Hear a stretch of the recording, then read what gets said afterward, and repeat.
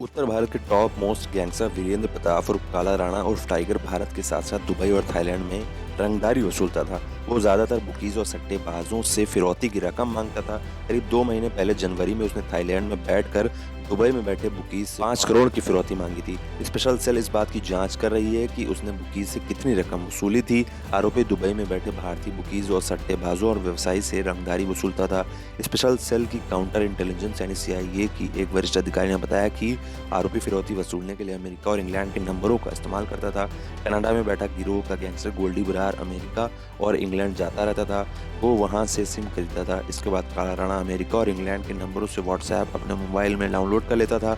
इसके बाद जो आरोपी आता था उसे गोल्डी बरार काला राणा तक को दे देता था। इसके बाद काला राणा के मोबाइल पर व्हाट्सएप नंबर डाउनलोड हो जाता था।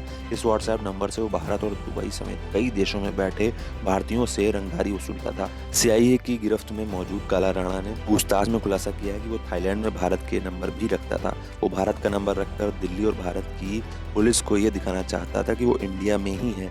वो भारत में किसी से सिम खरीद लेता था। इस नंबर से वो ओटीपी से लेकर अपने मोबाइल में व्हाट्सएप डाउनलोड कर लेता था। इसके बाद उस सिम को तोड़कर फेंक दिया था। आरोपी टाइगर ने पूछताछ में ये खुलासा किया है कि वो चाहे विदेशी नंबर या फिर भारत का हर नंबर हो, 1-2 महीने में बदल देता था। वो एक सिम को 2 महीने से ज़्यादा नहीं चलाता था। काला राणा ने साल 2018 में अजय उर्फ डंके की ताबड़तोड़ गोलियां मारकर हत्या कर दी थी।